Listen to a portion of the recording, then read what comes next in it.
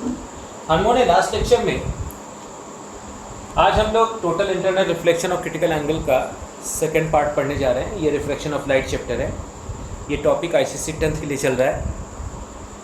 हम लोगों ने लास्ट लेक्चर पे क्रिटिकल एंगल के बारे में पढ़ लिया था और क्रिटिकल एंगल में हमने ये देखा था कि जब angle of incidence critical angle के इक्वल हो तो उस केस में लाइट सरफेस के अलाउंग चली जाती है। यहाँ पर एक हमें आज का जो टॉपिक है वो टोटल इंटरनल रिफ्लेक्शन है। इसको पढ़ने से पहले हम तुम्हें कुछ चीजें बताने जा रहे हैं, बहुत ध्यान से देखिएगा बेटा।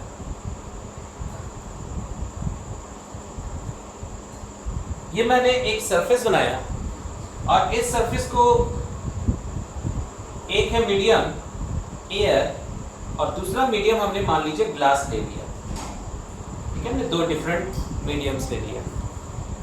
हम यहाँ पे दो अलग अलग एंगल्स डिफरेंट कंडीशंस के एंगल्स लाएंगे। गौर से देखिएगा बेटा,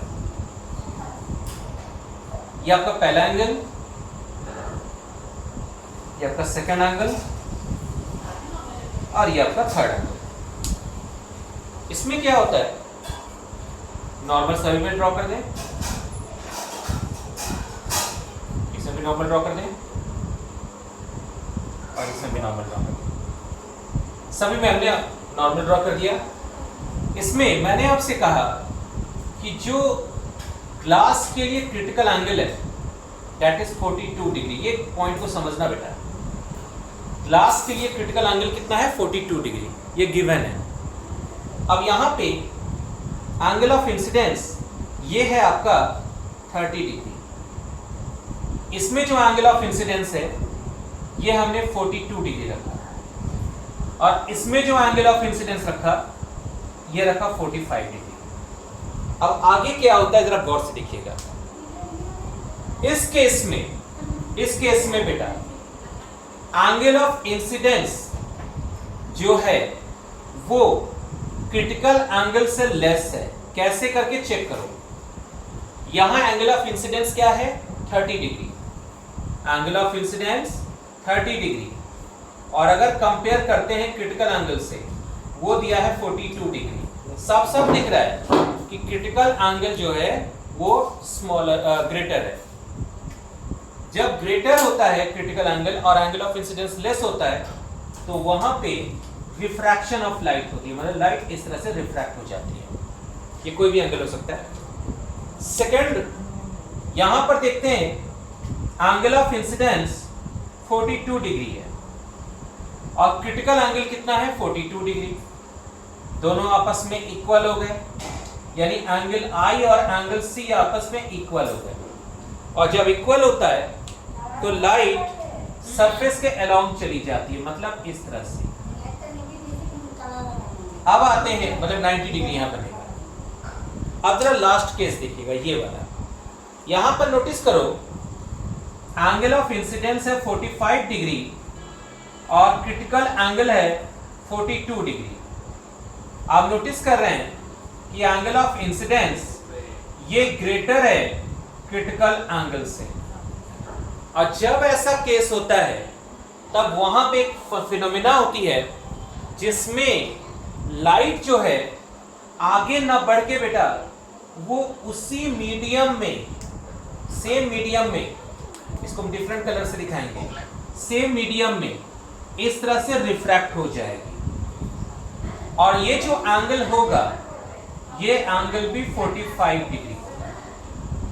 यानी यहां पर लाइट का क्या हो रहा है, रिफ्लेक्शन हो रहा है। क्योंकि यहां पे लाइट पूरी तरह से 100% रिफ्लेक्ट हो रही है, there is no energy loss.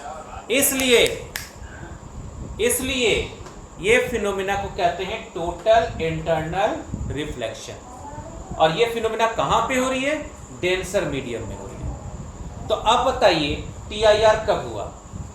TIR तब होता है, टोटल इंटरनल रिफ्लेक्शन नाम की फिनोमिना तब होती है जब angle of incidence critical angle से ग्रेटर हो जाए। तो लाइट वहां पर रिफ्रैक्ट होने की बजाय रिफ्लेक्ट हो जाएगी उसी मीडियम में, डेंसर मीडियम में। तो हम डेफिनेशन लिखने जा रहे हैं।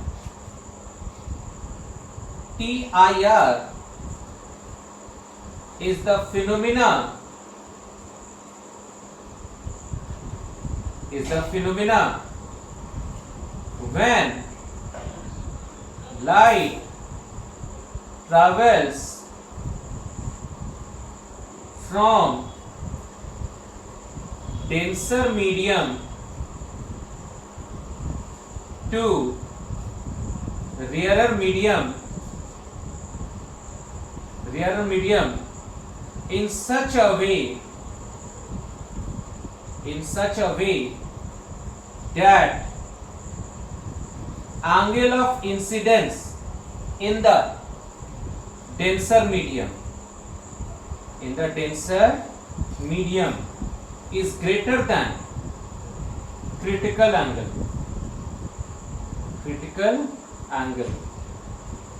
then light in the denser medium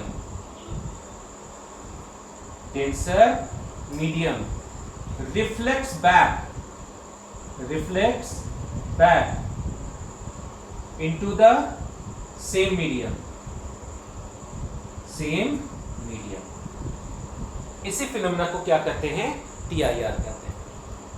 अब TIR के दो कंडीशंस हमें समझ में आ रहे हैं। अगर हम कंडीशंस की बात करें तो TIR तभी होगा जब वो दो कंडीशन को फॉलो करेगा। कंडीशन नंबर 1, पहला कंडीशन ये है बेटा कि लाइट को हमेशा डेंसर मीडियम से रेयर मीडियम में ट्रांसफर होना चाहिए। ये पहला केस है, बहुत इंपॉर्टेंट केस है। यानी light must travel from denser medium to rare medium. अगर लाइट डेंसर से रेयर में नहीं जा रही है तब वो TIR को फॉलो नहीं करेगा। और जो नेक्स्ट केस है वो है आपका angle of incidence must be greater than critical angle. Angle of incidence को क्रिटिकल एंगल से ग्रेटर होना ही पड़ेगा, अदरवाइज ये TIR की फिनोमेना नहीं होगी। आई होप इतनी बातें समझ में आ गई होंगी। अब हम यहाँ से बेटा कुछ न्यूमेरिकल्स स्टार्ट कर रहे हैं जिससे आपको चीज़ें और अच्छे से क्लियर हो जाए।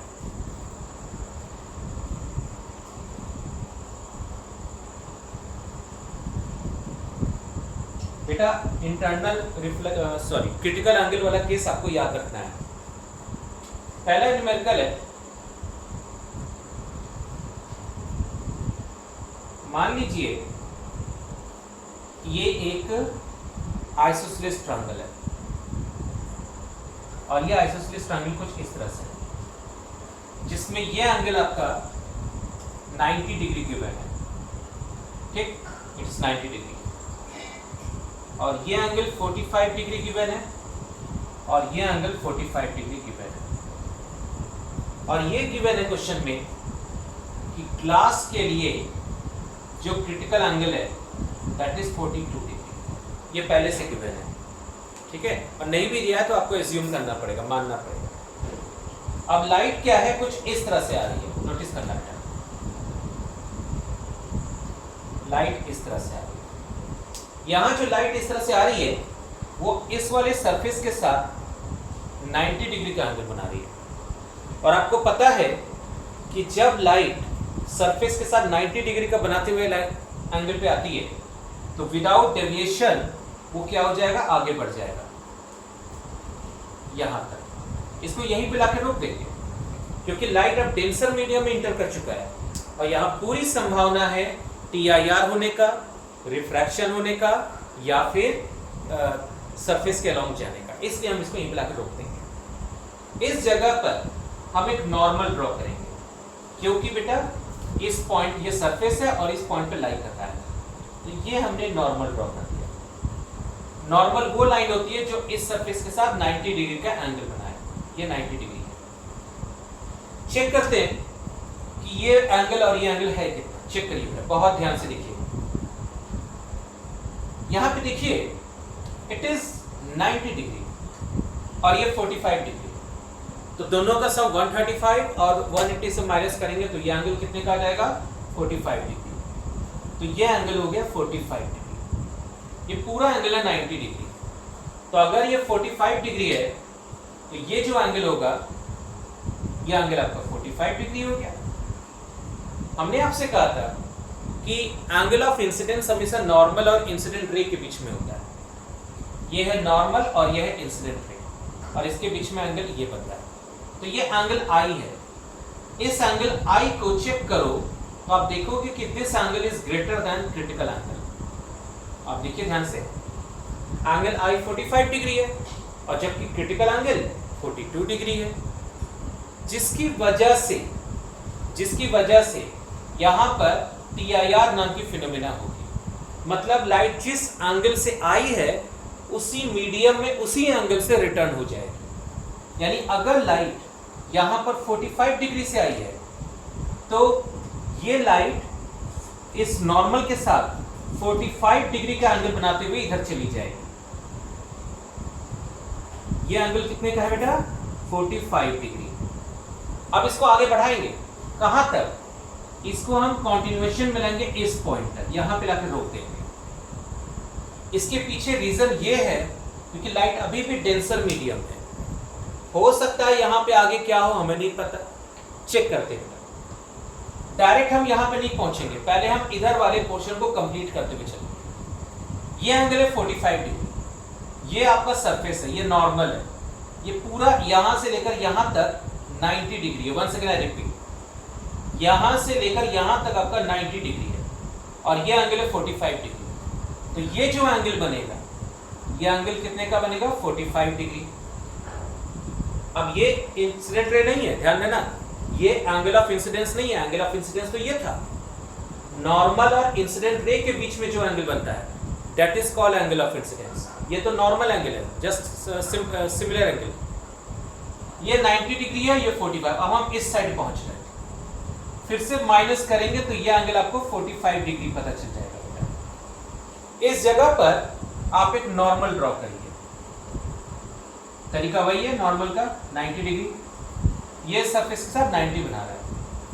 ये टोटल एंगल आपका 90 है और ये 45 है, तो ये एंगल कितने का हो जाएगा? 45 डिग्री।